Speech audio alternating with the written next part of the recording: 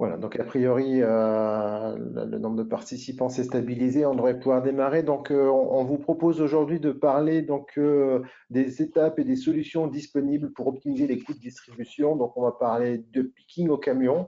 C'est la première fois qu'on émet ce titre de webinaire, et donc je vais me sentir moins seul aujourd'hui puisque Lionel est avec nous.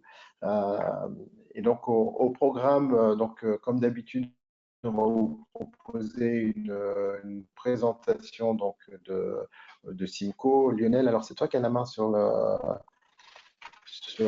Bien sûr, j'y le vais. PDF, si tu peux passer juste le slide suivant. Ça a dû s'afficher.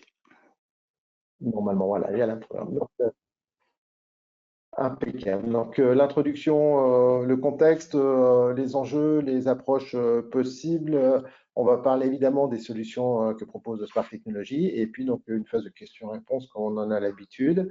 Alors, pour ces questions, vous avez effectivement l'habitude de vous passer par le chat pendant la session, et on se fera un plaisir de répondre à vos questions en fin de session. Vous recevrez comme d'habitude le lien pour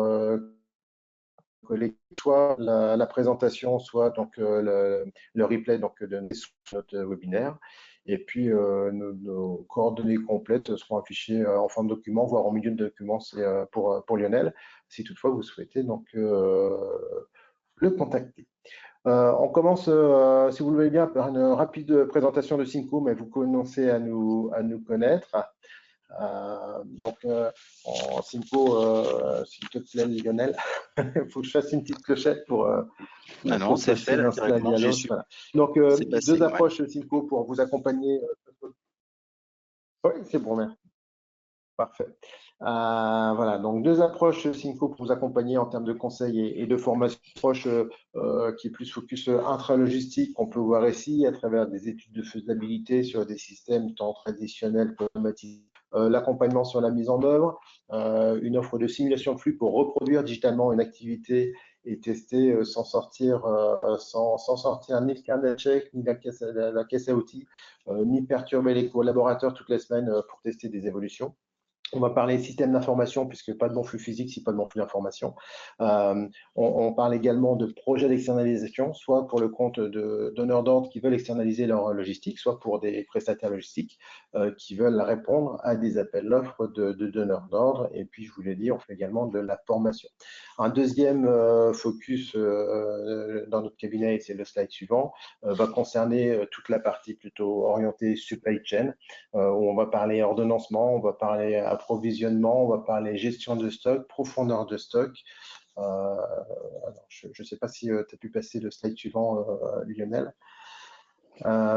Et donc là aussi, on va avoir donc, tous ces enjeux qui vont passer sur cette notion, donc plutôt de valorisation des stocks.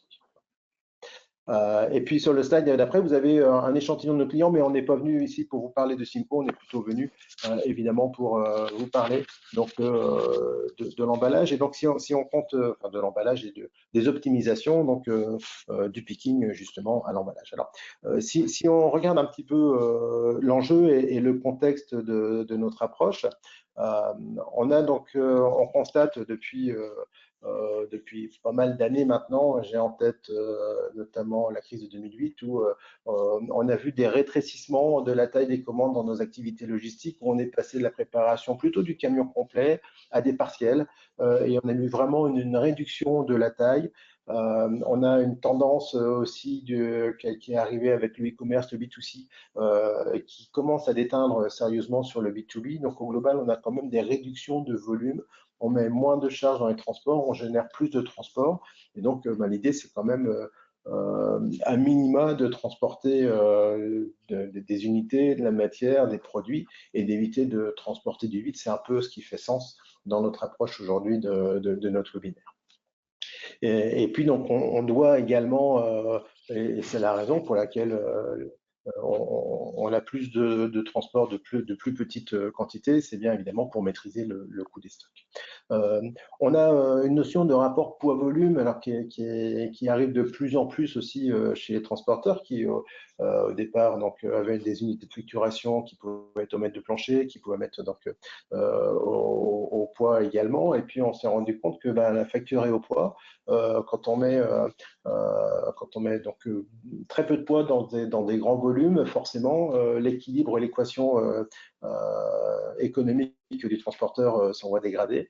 Et donc l'idée c'est aussi donc que ces transporteurs de plus en plus arrivent avec une grille de tarifs poids-volume, et donc c'est un équilibre à faire entre les deux, et aux chargeurs finalement de diminuer ce volume transporté pour transporter les mêmes quantités. Et là encore, c'est ce qui nous a donné l'idée de réaliser ce webinaire.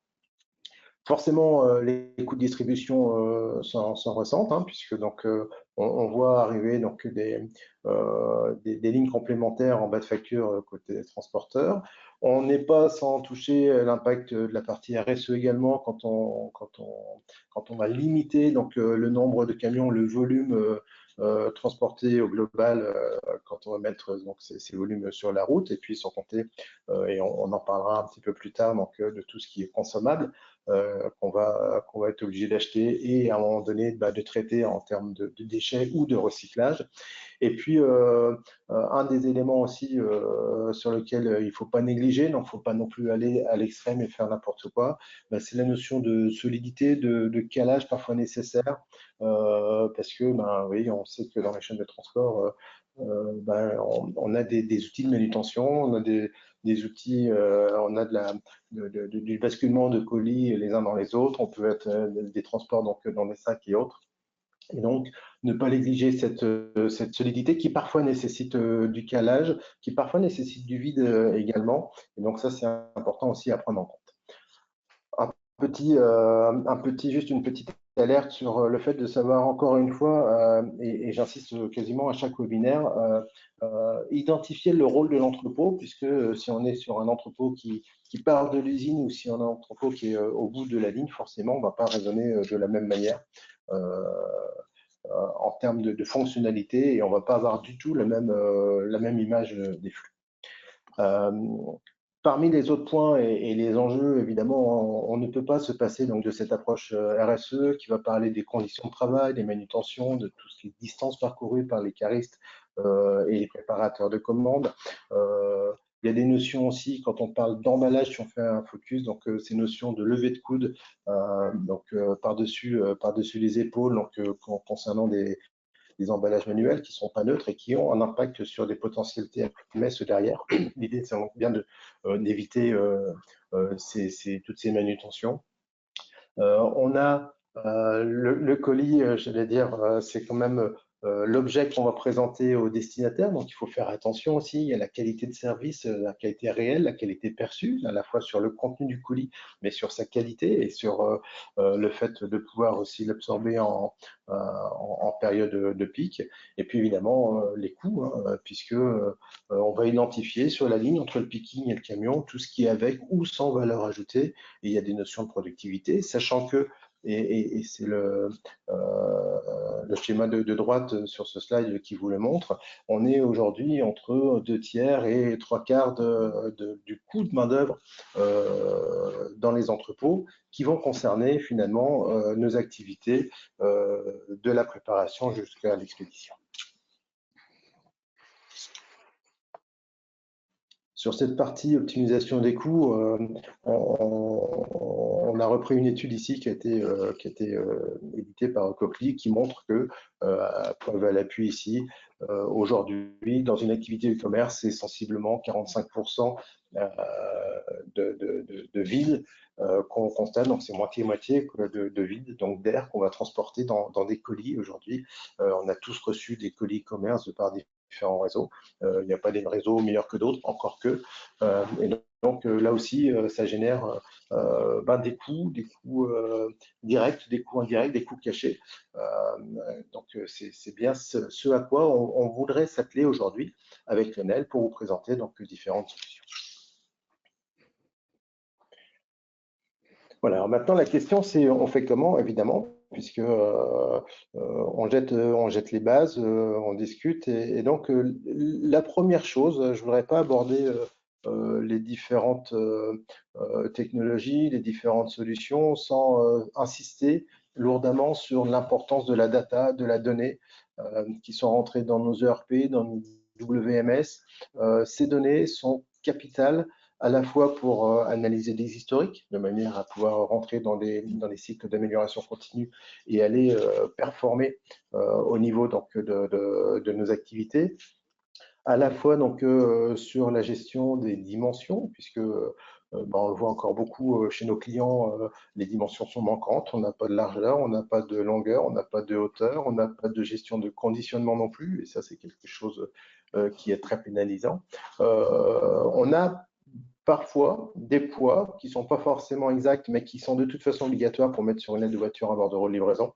Donc on les a, mais ça ne va pas nous suffire, puisqu'on va voir que quand on veut estimer, calculer, alimenter donc un colis et anticiper le type de colisage qu'on va utiliser donc en termes de préparation de commande, on a besoin de ces données. Quand bien même on peut avoir une marge d'erreur, mais on a forcément besoin de ces données. Donc la qualité est primordiale. On a deux aspects importants donc à maîtriser dans le système d'information. La partie fiche article, renseigner au maximum les fiches articles, même si à un moment donné, c'est générateur de temps. Si on commence dès le départ à bien le faire, et si on a l'habitude et on met des process en place et des routines, on doit pouvoir le faire, quitte à mettre en place à un moment donné une opération coup de poing pour alimenter donc, ces data, notamment la partie dimensionnelle, mais pas que, puisqu'il y a aussi des notions de famille, de sous-famille, d'association à des codes ICPE, d'Angers, etc., qui vont être très importantes derrière aussi pour des points de vue légaux. Et puis donc on a en contrebalancement la notion de carte magasin également, puisqu'à un moment donné le système va aller chercher, va associer à la fois les critères de la fiche article avec donc du paramétrage de carte magasin pour aller positionner, ranger le produit de manière optimum. On s'éloigne de la notion picking au camion quand on parle d'optimisation de stockage. Par contre, quand on va parler de préparation, de picking, de famille, avec des produits légers, des produits lourds, etc., là, ça va être très important de pouvoir capitaliser sur ces informations. Donc, un impact direct sur les coûts. Un slide sur lequel on va beaucoup s'attarder sur ce webinaire, et je vais profiter aujourd'hui d'être moi seul et d'être avec Lionel pour échanger sur le contenu de ce slide. On est ici sur les stratégies de préparation de commandes, donc ce qu'on appelle le picking et de colisage. On ne parle pas vraiment de palette, on est vraiment plutôt sur le colis, hein, puisque quand on analyse nos flux logistiques, on a d'un côté les colis, de l'autre côté donc la partie palette. Et donc, je vous ai proposé une synthèse ici, donc avec deux philosophies de préparation, de la plus manuelle à la plus automatisée. Hein. Donc, le plus manuel, ce qu'on appelle maintenant le PTG, Person to Goods. Donc, c'est la personne qui va, donc, qui se déplace dans l'entrepôt, dans les emplacements picking, dans ses étagères, sur les étages de la mezzanine pour aller récupérer donc, les produits pour assurer les préparations de commande. Et à l'opposé, on a donc le Goods to Person, qui est donc le produit qui vient, alors pas par magie, mais qui vient donc à l'opérateur. Et donc ici, on va être plutôt assisté par des systèmes automatisés, que ce soit donc des systèmes de gestion de bac, quelle que soit la technologie. Donc on aura un système qui va emmener en stock, qui va ramener les produits sur demande en fonction d'un algorithme optimisé.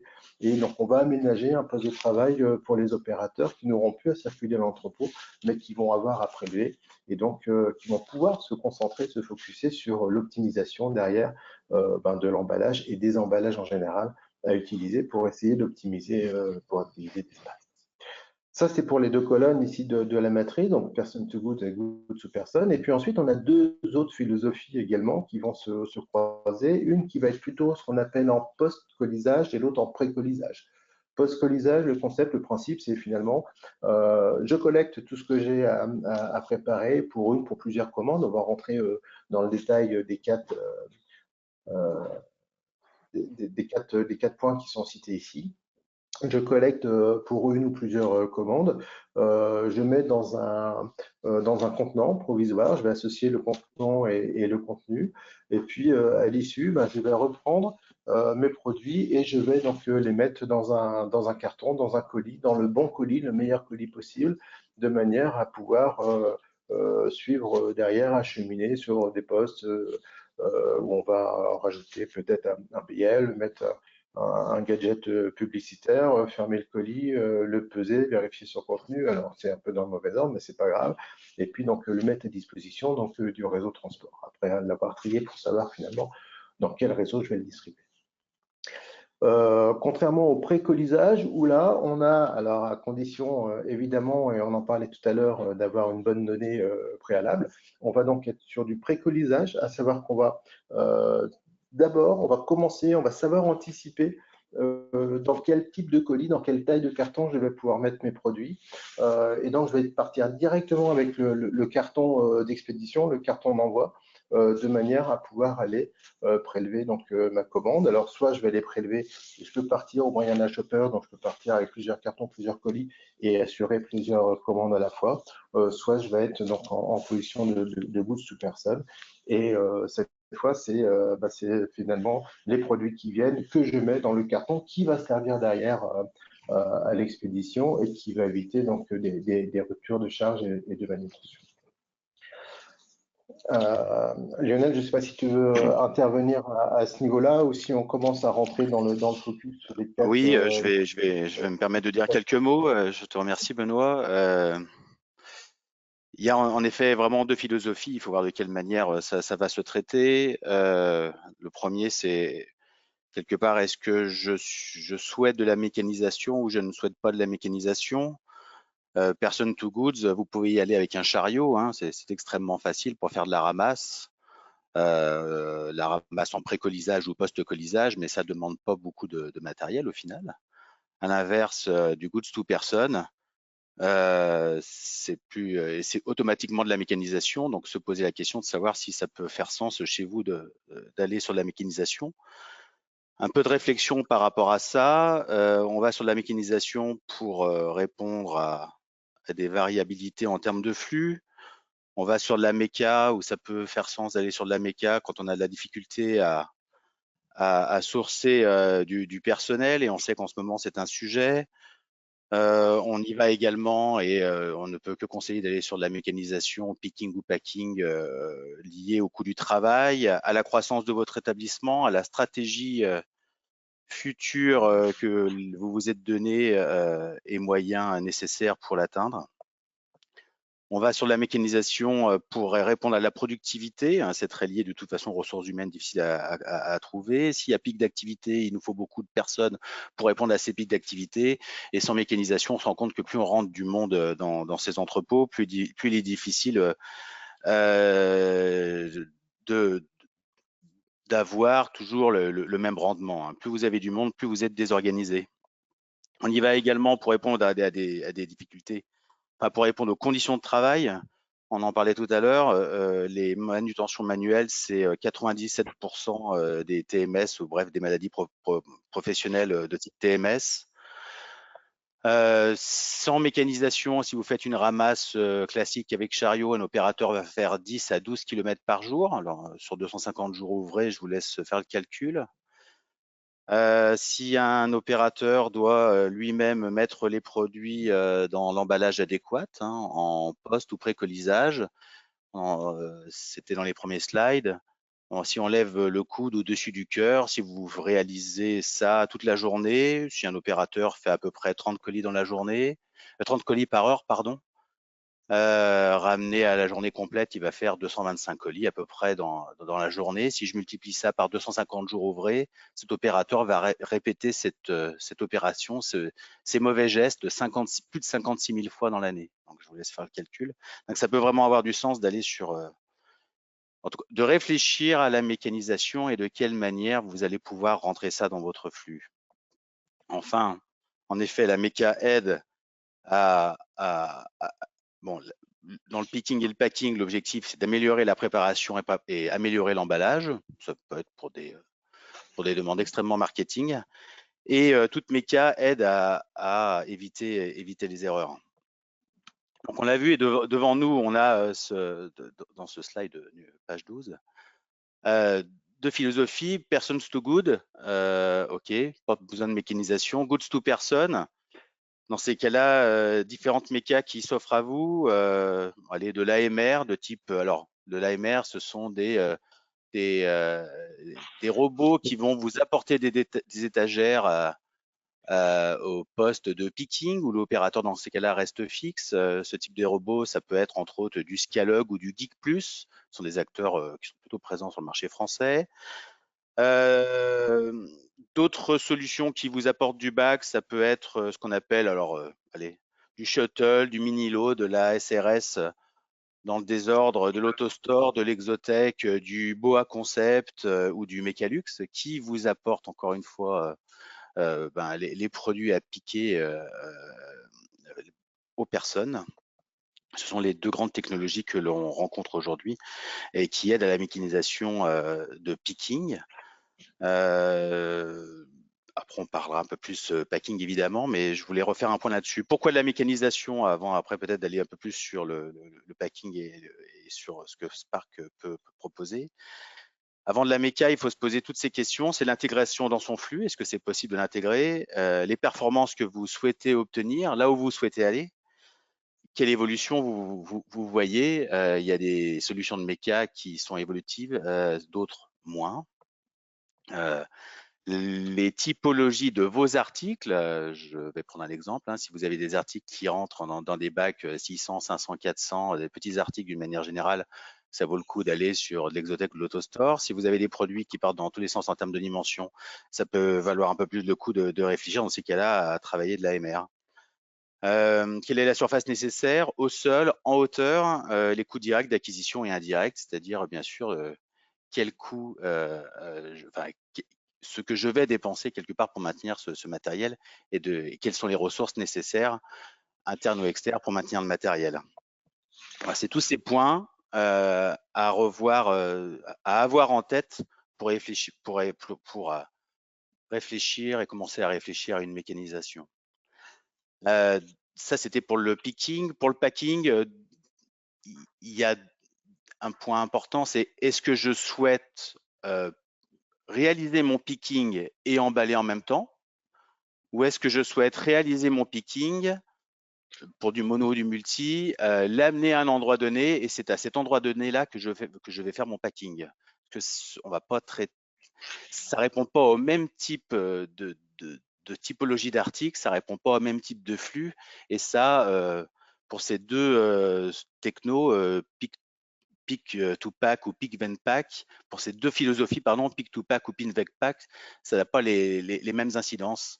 On va pas travailler de la même manière, et c'est un point réellement sur lequel il faut s'arrêter pour, j'ai envie de vous dire, pas se tromper. Si on travaille en pré-colisage, il est préférable, on en parlait tout à l'heure, d'avoir les datas, d'avoir les dimensions logistiques de ces articles. Faisons un pré-colisage basique en partant faire une ramasse avec chariot. On va pas partir avec déjà 15 ou 20 dimensions de contenants, c'est pas possible sur son chariot. On va partir avec deux ou trois dimensions d'emballage, et il va falloir que quand on puisse traiter ces commandes, que l'ensemble de ces commandes ou une très très grande partie puisse rentrer dans les emballages que j'aurais emmenés avec mon chariot. Voilà. Ça, c'est quand même un sujet. Et pour être certain de ne pas s'être trompé, ça peut avoir du sens clairement d'avoir les datas et donc les dimensions logistiques de ces articles. Ça, le Pick Then Pack, cette fois-ci, après je te relaisse la main, Benoît, le Pick Then Pack, c'est cette possibilité, c'est de se dire, je vais aller faire ma ramasse, mono ou multi, et je vais tout amener à un endroit où, à cet endroit-là, je vais réaliser le packing. Avantage, c'est que avec ou sans mécanisation, on a la possibilité de travailler des dimensions d'emballage extrêmement variées à la station de packing cette fois-ci. Et on n'est pas embêté, enfin, on n'a pas besoin de ces datas, on n'a pas besoin d'avoir les dimensions logistiques pour réaliser des emballages, les emballages à la bonne taille et tout, en cohérence par rapport à ce que l'on souhaite voir sortir. Je te relaisse la main, Benoît. Je te remercie Lionel parce que en fait tu as fait un très bon teasing pour introduire les études de faisabilité qu'on sait bien faire chez Simco avec l'analyse de données, du besoin et finalement la comparaison de différentes solutions et technologies. Limite on pourrait presque arrêter le webinaire à ce moment-là. Vous avez ici dans le croisement donc des philosophies de préparation et dans le croisement donc du Pigs and Pack ou Pick to Pack, vous avez donc ces avantages un peu et inconvénients et peut-être points d'intention. Et c'est des choses qu'il faut vraiment creuser parce que vous avez des choses très, très spécifiques. On part soit pour préparer une commande, soit pour préparer plusieurs commandes. Et là, finalement, c'est le nombre de références que vous avez, le nombre de lignes par commande que vous allez traiter, etc. C'est vraiment toute cette partie de data qui va définir, qui va appuyer sur cette notion d'optimisation. Et alors après, on peut travailler dans l'amélioration des conditionnements et des colis sans automatisation, évidemment. On peut travailler avec et on a vraiment des étapes successives qui vont nous permettre, étape par étape, en mode Scrum, finalement, d'aller verrouiller, valider, chercher des optimisations, donc step by step, sans forcément prendre la globalité de la problématique en même temps. Voilà, donc on a vraiment plusieurs possibilités de faire et c'est ce qu'on essaye de vous montrer à travers ce webinaire aujourd'hui. Alors ici, on parle beaucoup de colis. Sur le même principe, on peut parler de palettes aussi, puisqu'on peut aller prélever soit de la palette complète, évidemment, soit des couches palettes, soit des colis sur des palettes, soit avoir des colis d'un côté à prélever et puis ensuite d'avoir une zone de consolidation avec les palettes. Donc tout ça, ça rentre évidemment dans ces philosophies. Et donc, on va forcément consolider ce flux à un moment donné pour les faire partir. Avant de parler, puisque l'heure avance à grands pas, avant de parler donc des solutions que nous propose Spark Technologies, je vous propose un petit focus d'abord sur la notion de stratégie de palettisation, puisque ok, on fait des colis, mais ces colis, on ne fait quoi derrière? Et donc on peut aller chercher donc ces notions de palettisation, de consolidation, de petits, de grands volumes. Et donc, on va avoir, le visuel ici apporte un petit clin d'œil puisque on peut avoir à la demande de la grande distribution des conditionnements donc en cheminée, c'est-à-dire qu'on va demander d'avoir une seule référence et c'est beaucoup réalisé donc dans l'agroalimentaire. On va avoir une seule référence par pile sur une palette, ou maximum deux. Si on est sur la fin d'une référence et le début d'une deuxième, on peut aller travailler par couche. Alors, fut un temps, on mettait des palettes intermédiaires. Là, je crois que c'était maintenant relativement supprimé, mais donc l'idée, c'est d'avoir la même référence par couche. Et là aussi, il n'y a que si on change de référence ou si on arrive au bout pour éviter d'avoir une couche bancale et de rien mettre dessus, qu'on va donc pouvoir continuer donc à monter cette palette. Et puis avec l'arrivée notamment de l'automatisation dans les centres de réception de grande distribution, on va maintenant aussi chercher donc ce qu'on appelle donc du conditionnement ou la palettisation en escargot, c'est-à-dire que on a une première référence, on fait le tour de la palette, puis une deuxième, puis une troisième, etc. Et on monte petit à petit, donc comme pourrait monter un escargot autour de la palette. Après, il s'agit de faire des palettes stables, puisqu'on n'a pas, comme dans la grande distrib, où on a des colis qui vont sur des multiples de palettes 80-120, et donc avec toujours les étiquettes visibles de l'extérieur, etc. Quand on est sur du e-commerce, on est plutôt sur du petit flux et on va aller chercher le client final donc en B2C. Par contre, les produits, il faut quand même à un moment donné qu'ils passent par un hub de distribution. Et l'idée, alors que ce soit en distrib ou dans ces hubs, c'est d'aller optimiser et d'éviter de mettre des palettes d'1,50 m, là où on peut monter jusqu'à 2,50, 2,70 dans un camion. Et donc, on peut avoir différents outils qui peuvent nous aider à anticiper cette palette, soit sur le montage, donc des outils de jumeaux numériques, de simulation, comme on peut avoir des outils qui nous permettent d'empoter des conteneurs en laissant le minimum d'espace libre. Ici, on va être sur une palette, on va prendre les configurations des différents colis, et donc le système va nous aiguiller en respectant les produits lourds, les produits légers, les contraintes, etc. Va nous aiguiller sur le montage de la palette. Et associé à ça, on peut avoir dans ce qu'on appelle des puits de palettisation. Vous avez un visuel ici en bas à droite où on va avoir un opérateur qui va plutôt être sur mezzanine avec un système de palettes, donc qui va monter, descendre par-dessous. Donc, tu vas présenter une couche, on va faire une première couche stable, la palette va descendre, puis on met une deuxième couche, la palette descend, on met une troisième couche, donc depuis le haut de la mezzanine, et à la fin, on arrive à faire une palette sans que l'opérateur ait besoin de monter sur une nacelle, sans qu'il ait besoin d'aller donc avec un escabeau pour tant bien que mal mettre le dernier colis qui va aller optimiser la hauteur du camion. Et encore faut-il évidemment être d'accord et se mettre d'accord avec le destinataire des produits, puisque quand la palette arrive et qu'elle fait 2,50 m, il faut pouvoir être en mesure de la traiter, cette palette, évidemment. Si on passe ensuite donc, sur la partie colisage, il y a des choses qui sont à prendre en compte. Je te laisse tourner le slide peut-être, Lionel. Puisqu'il faut raisonner donc, avec un calcul en 3 dimensions qui sont la largeur, la longueur et la hauteur.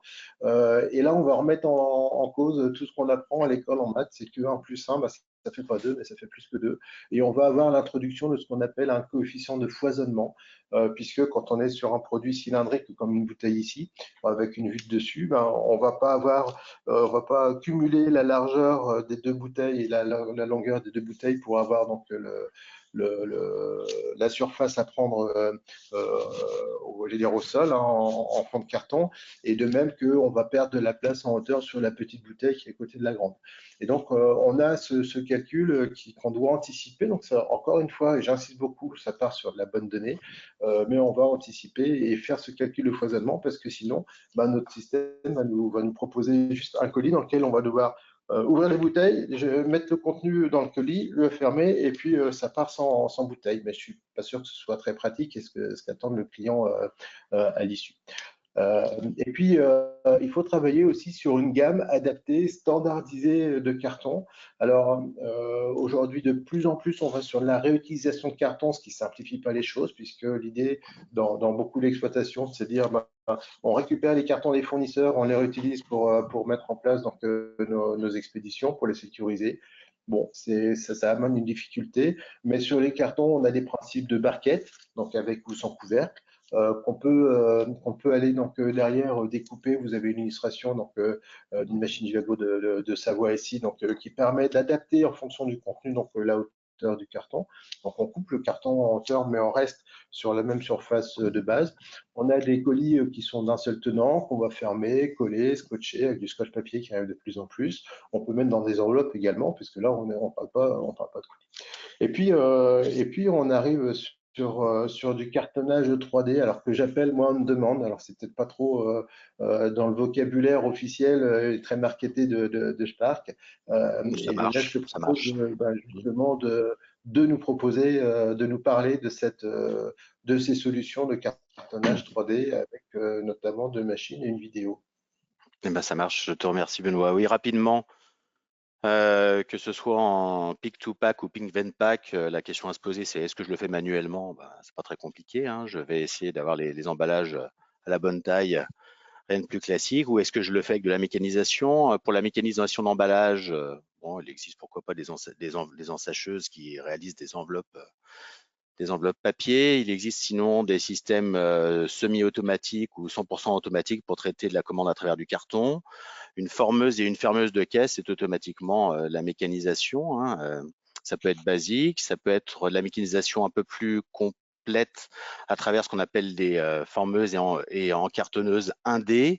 Vous en avez un exemple ici, image Savoie, là, que vous avez sur le slide.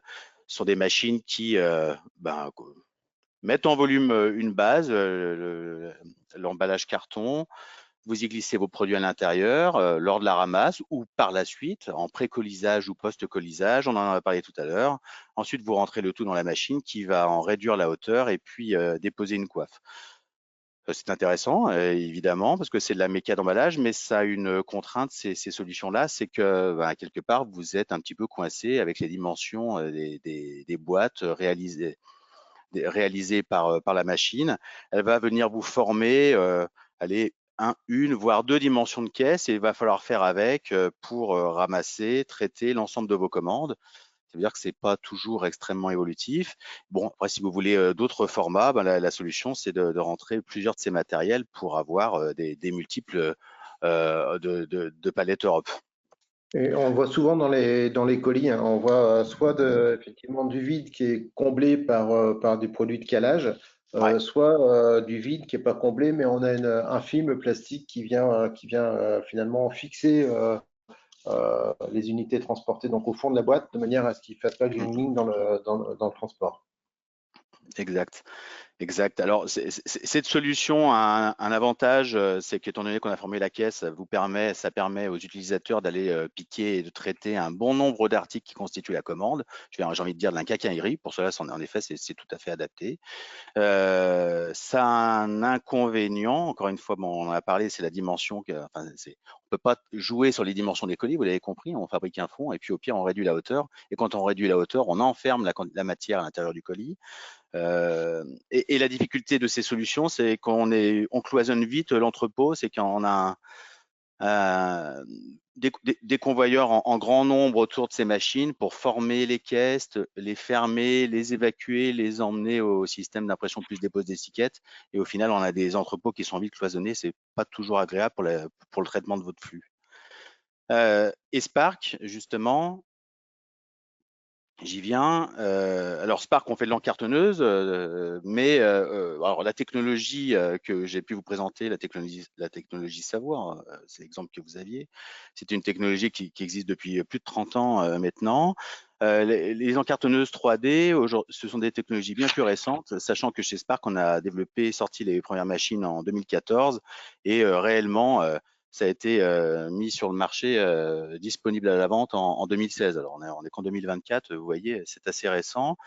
Une encartonneuse 3D, qu'est-ce que c'est? C'est-à-dire qu'on est allé faire sa ramasse.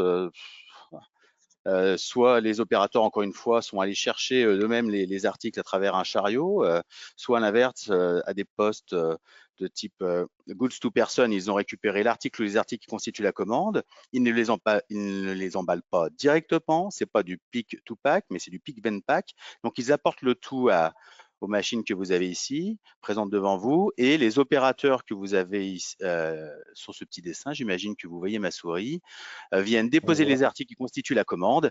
Et vous avez un exemple ici. Hein, donc, on peut traiter du mono comme du multi pour des commandes B2C. Ça a été développé pour ça, c'est vrai, au départ, mais également pour de la commande B2B2C et même également du B2B, parce que Benoît l'indiquait tout à l'heure, la frontière entre le B2B et la gestion des flux B2B et B2C a tendance à ne plus exister, en tout cas à s'amoindrir.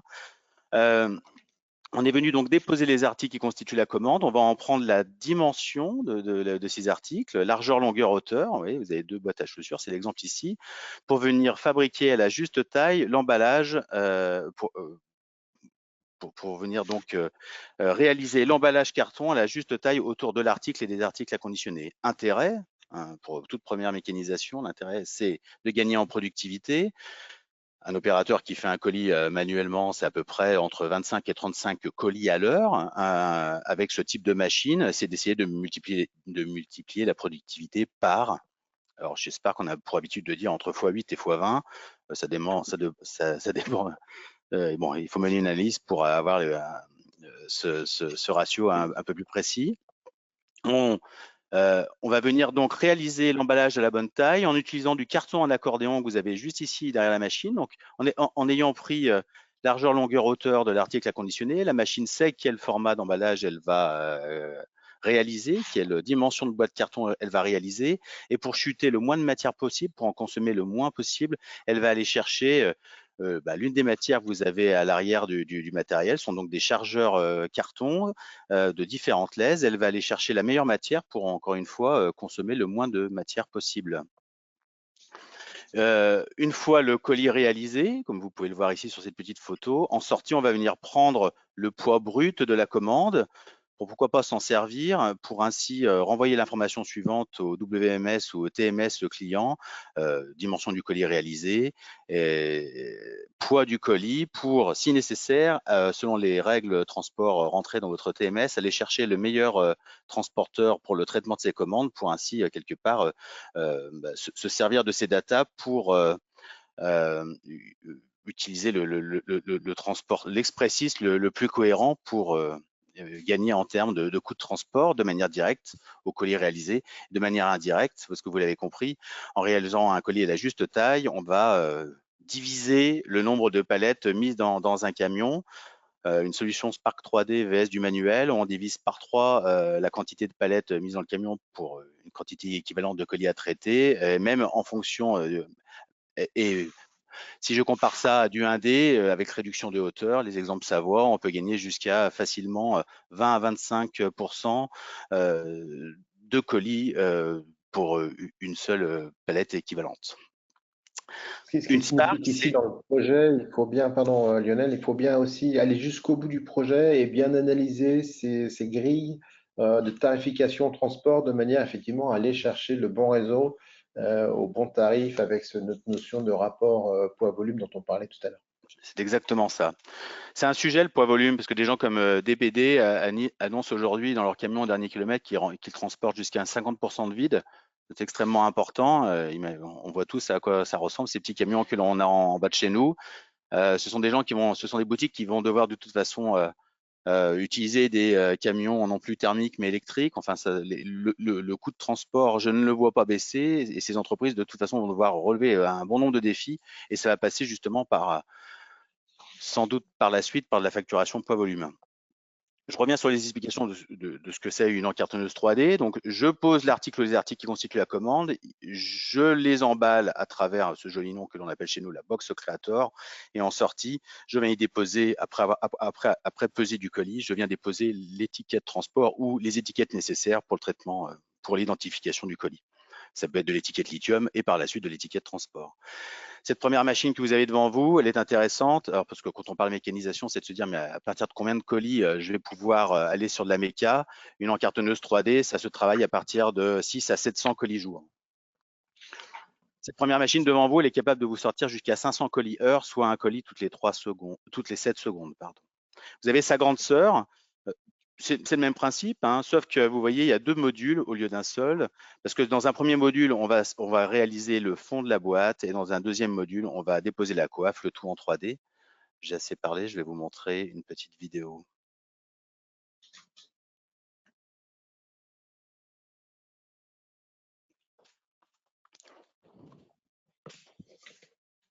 Donc, dans l'exemple que vous avez ici, vous avez vu l'opérateur est alimenté des commandes et les commandes arrivent dans des bacs plastiques.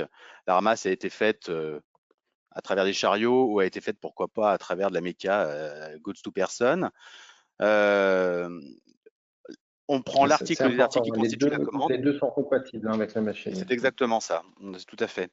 Mais il n'y a pas de règle de toute façon. Hein, on peut être en post-colisage et aller sur du pré-colisage, et à l'inverse, on peut faire du pré-colisage et aller demain sur du post-colisage. Je crois, Benoît, que c'est vraiment l'analyse au cas par cas qui va nous donner en effet la meilleure des solutions. Vous le voyez, hein, cette vidéo parle d'elle-même, du mono, du multi, de taille extrêmement variée, paquet. Alors, pour cette machine, toutes les 7 secondes, et pour sa grande sœur, toutes les 3 secondes. Intérêt, j'y reviens donc, productivité, gain matière et gain transport, ça c'est les bénéfices financiers, et c'est sur ces 3 principaux points que l'on se base pour construire un retour sur investissement.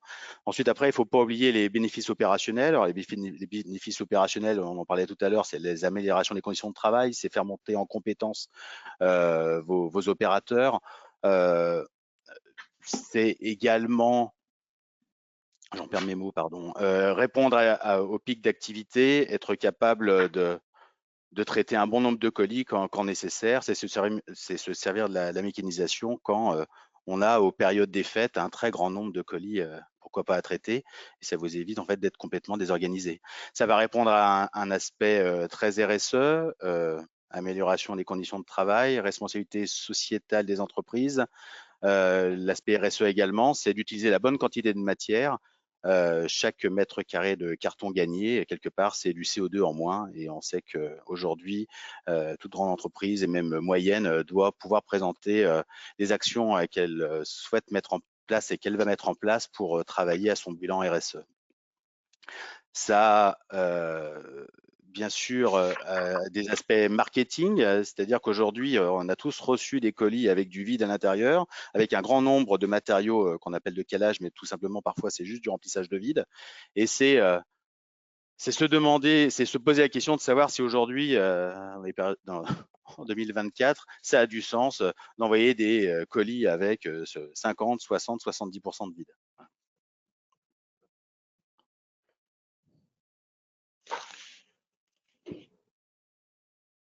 Merci Lionel. Alors, je ne sais pas, on va bientôt passer à la phase de questions, hein. À la phase de questions, n'hésitez pas à saisir vos questions dans le chat, hein, de manière à ce qu'on puisse aller les voir tout à l'heure. Voilà, donc on a un film qui est intéressant puisqu'on voit bien on voit qu'on peut travailler même avec des hologrammes visiblement là pour positionner les colis. Ça m'amène. C'est pas tout à fait ça, mais en tout cas, ça me permet de vous montrer. Ça me permet de montrer également ce sur quoi on travaille, c'est-à-dire qu'aujourd'hui, on nous demande de travailler de plus en plus à de l'alimentation 100% automatique. Là, dans l'exemple que vous aviez ici, c'est pourquoi pas en sortie d'un pocket sorter. Dans un pocket sorter, j'ai un article mono. Pour le traitement de la commande mono, on est tout à fait possible d'être associé à, je reprends encore une fois cet exemple, au pocket sorter pour traiter du mono en 100% automatique. Donc, la machine peut d'un côté travailler avec un opérateur pour le traitement de commandes multi, et de l'autre côté être en 100% automatique pour le traitement des commandes mono. C'est vrai que la tendance aujourd'hui et sur ces derniers mois et semestres va sur de la préparation, donc vraiment la toute dernière phase. Alors quand on est notamment en person to goods, donc où on remplace la personne finalement par un robot, on devient en goods to robots finalement. Aujourd'hui, on peut imaginer que ce soit un robot ou demain ou après-demain, on peut imaginer que ce soit un bras de robot un bras de picking qui vienne positionner les colis avant de partir en emballage finalement, en emballage sur mesure. C'est en effet, il y a des boutiques aujourd'hui qui sont capables, pourquoi pas, imagine Benoît, je t'apporte dans un rôle, on va dire de 1000 litres, toutes mes commandes mono à traiter, et des boutiques aujourd'hui qui sont capables avec un 6-axes et une caméra embarquée, une caméra plutôt intelligente, de venir chercher l'article, de le piquer, de relire le code barre de l'article pour l'identifier à une commande et de déposer correctement cet article sur la Spark pour qu'on puisse prendre tout simplement l'article et le paquet. Ce qui nous amène un contrôle supplémentaire finalement pour s'assurer qu'on a bien le bon produit dans le colis. Et on supprime à nouveau des risques finalement de facteurs humains qui peuvent arriver, hein, puisqu'on a beau mettre les meilleures organisations en place, on aura toujours des risques liés à des erreurs, à des anomalies. Okay. C'est exact en effet, c'est vraiment se servir de la mécanisation pour réduire les erreurs en picking et packing, on en parlait tout à l'heure. Okay. Et vous faites la même machine dans le sens reverse? Ouverture des colis ça existe. Pour l'entrée en stock, tu sais Benoît que ces machines existent. Non, ce qui est important, en tout cas pour reparler un petit peu de Spark, c'est la belle mécanisation et évidemment, on est tout à fait capable chez Spark de lancer des études extrêmement poussées. On en parlait tout à l'heure. C'est important aujourd'hui pour les entreprises de logistique d'avoir de la data. Pour une commande donnée, savoir quel article traiter, quel article est piqué, ça c'est la base, mais pourquoi pas avoir les dimensions logistiques de ces articles. Ça peut être intéressant pour ces acteurs de la logistique de savoir aujourd'hui dans quel contenant ils utilisent pour emballer ces commandes et d'avoir bien sûr un retour très précis des expressistes et de bien connaître les règles des expressistes, ce qui constitue au final leur facturation, pour qu'on puisse bien sûr s'en servir et regarder avec le client, rejouer l'ensemble de ses commandes à travers l'algorithme Spark. On est tout à fait capable chez Spark d'analyser l'ensemble de ces éléments, order file, article file, box file et transport file, dans notre algorithme, mais pas que, pour vérifier, confirmer ou infirmer ensemble si la solution Spark est la meilleure des solutions, et dans ces cas-là, à travers quel bénéfice. La difficulté, encore une fois, c'est, je ne saurais que conseiller aujourd'hui aux logisticiens d'essayer de récupérer ces datas, d'avoir déjà ces datas. S'ils ne les ont pas, ben, c'est quelque part on sert à ça, hein, c'est de prendre le temps avec le logisticien, avec le client, de relever ensemble les datas manquantes pour qu'on puisse mener une analyse extrêmement poussée. Ouais, comme on dit souvent, shit in, shit out, vous m'excuserez pour l'expression, mais c'est bien ça. Alors, on arrive à la fin de notre heure de webinaire. Je vous propose peut-être un petit slide pardon, de conclusion avant de poser, donc qui vous laisse le temps de poser vos questions. L'idée, c'est quoi? C'est évidemment, et vous l'aurez compris, c'est très facile de faire la préparation de commande et de l'envoi des colis. C'est à la portée de tout le monde. Encore faut-il vérifier qu'on a le bon colis, qu'on a la bonne quantité. On met dans un carton, on met du scotch. On le fait tous nous-mêmes quand on renvoie des colis de e-commerce et autres. C'est très facile.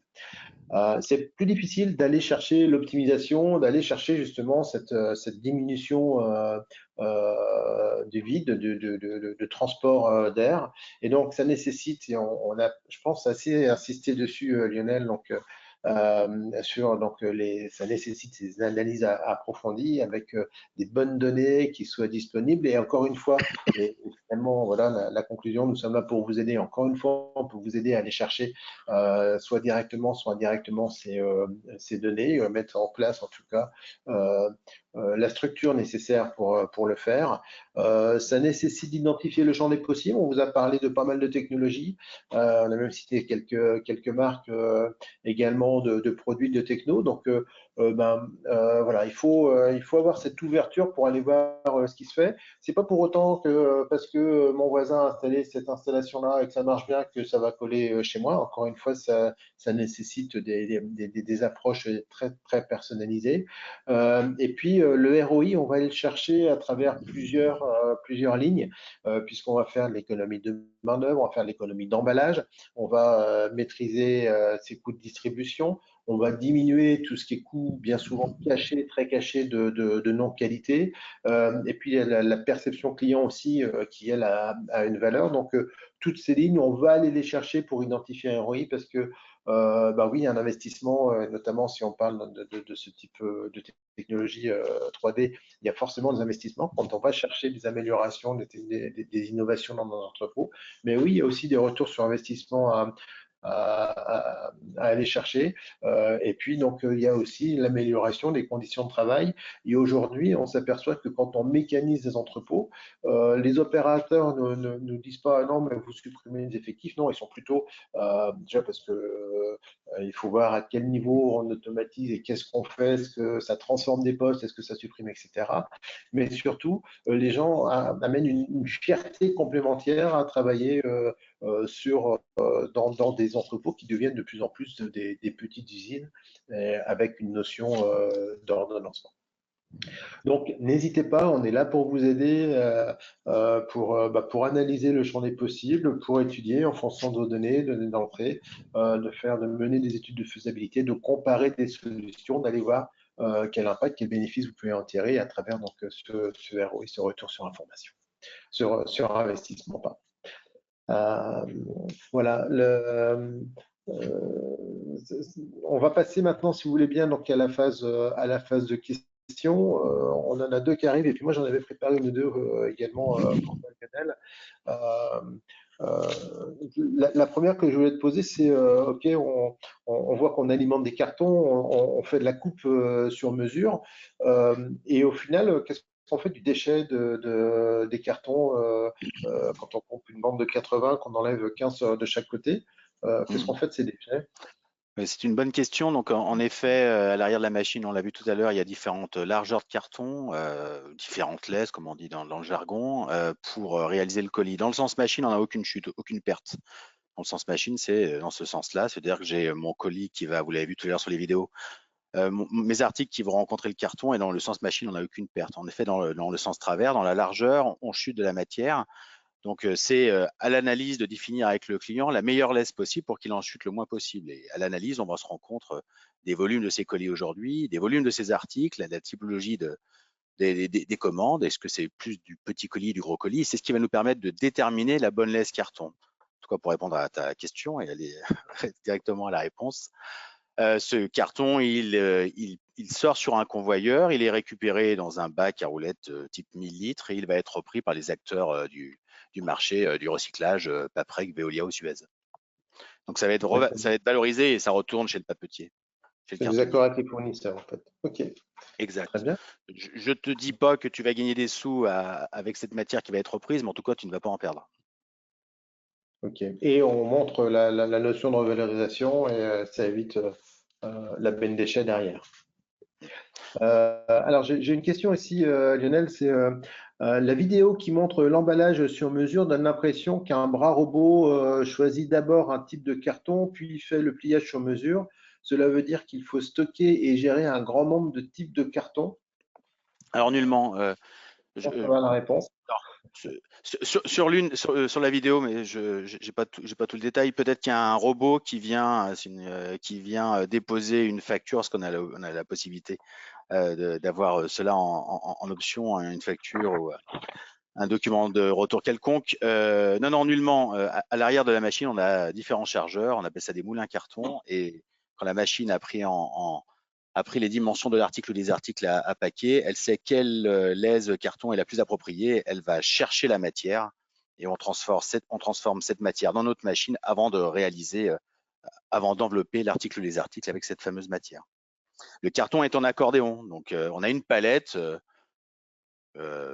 Par exemple, on peut avoir une lèse 800, donc une palette Europe 800-1200 sur lequel on va retrouver du carton en accordéon et 800 de largeur sur un pas de 1150 ou 1200 mm. C'est du carton en continu. On l'a pas enroulé parce que ça ne le permet pas, parce que c'est du carton canneluré. C'est pour ça qu'il est présenté en accordéon. Merci. Et le pli ne pose pas de difficulté s'il ne correspond pas à un pli exact de l'emballage. Ça, c'est une bonne question. C'est en effet, on se refuse de venir construire le colis sur un pli carton. Donc, c'est-à-dire que sur la machine, on vient lire où se situe le pli. On a un capteur principal qui vient lire justement chaque pli pour éviter, ça ne se fait jamais du reste, pour ainsi ne pas construire le carton sur un pli parce que ça pourrait fragiliser l'emballage. Très bien. J'ai une autre question qui vient juste d'arriver et qui est toute chose. C'est cette solution est-elle adaptée pour les produits lourds, disques de frein, etc., ou des pots d'échappement, par exemple? Alors, pour du pot d'échappement, il faut faire attention aux dimensions taille, maxi, à la taille. Chez Spark, on va travailler du 1,5 litres jusqu'à du 132 litres. C'est-à-dire que chez nous, on est capable de faire du 600, 500, 400. Pour un pot d'échappement, je me pose la question. Sinon, en termes de poids, c'est une bonne question, on va pouvoir monter jusqu'à 30 kg. Donc, bien sûr, il y a toujours du mini et des maxi. Ça ne fonctionne pas pour une tringle à rideau, mais ça fonctionne en tout cas pour des poids assez élevés, parce que 30 kg, ça commence à être une sacrée charge.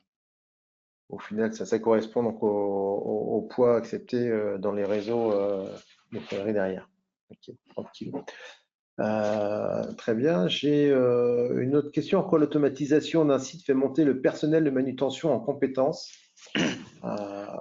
Alors, je peux répondre également, sauf si tu souhaites répondre. Je t'en prie. Vas-y. Voilà. Donc, alors effectivement, on n'est plus sur la même gestion du métier. On n'est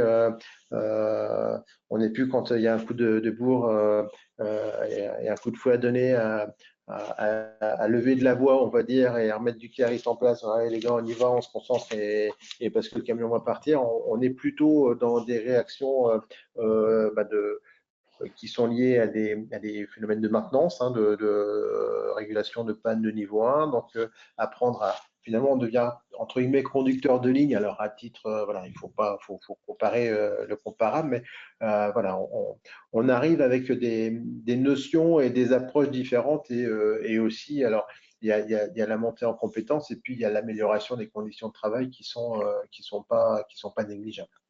Mais c'est vrai qu'un chef d'équipe dans un entrepôt lambda ou un chef d'équipe dans un site automatisé va avoir des approches, des réflexes, une assistance qui va être différente et parfois une formation justement sur comment remettre en route une machine, comment s'assurer que tout va bien, avoir une notion de poste de pilotage de manière à ce qu'il n'y ait pas de grains de sable dans le circuit. Voilà, je crois qu'on arrive. Ah non, j'ai encore une question qui arrive. Comment la machine prend en compte la mixité des produits lourds et légers dans un même colis? Alors, la mixité des produits lourds et légers dans un même colis, vous l'avez vu, alors, la machine elle-même n'en tient pas compte, mais dans un même colis, s'il y a du léger et du lourd, c'est qu'on va traiter du multi, donc les articles seront posés à la station d'injection par un opérateur, et c'est l'opérateur qui, dans ce cas-là, mettra, pourquoi pas, les articles lourds au plus bas, en dessous, et mettra par la suite les articles légers sur le dessus. Donc on reste sur la valeur ajoutée humaine à ce niveau-là, Oui, aujourd'hui. tout à fait. Voilà, mais écoute, je crois qu'on n'a plus de questions en magasin, on a tout livré. Merci beaucoup Lionel pour ta participation à ce webinaire. Je t'en suis prie, merci à tous. Merci à tous. Pardon. On aurait pu en parler longuement, et évidemment, on essaye de synthétiser, c'est pas toujours facile. Voilà, donc à votre disposition pour discuter de ces sujets-là. Ne pas hésiter à nous contacter, nous challenger. Voilà. Il y a Voilà. pas de petites Si vous questions qui avez, se posent. voilà, si vous avez des questions qui reviennent après coup, après ce webinaire, alors d'abord, encore une fois, vous recevrez un lien pour avoir donc à la fois le support et à la fois le replay du webinaire. Et puis, n'hésitez pas, on est à votre disposition. Donc, n'hésitez pas à nous solliciter. C'est avec plaisir qu'on échangera autour de vos projets ou de vos questionnements. Voilà. Merci Lionel, merci à tous. Très bon week-end à vous et à très bientôt. Au revoir. Merci. Au revoir.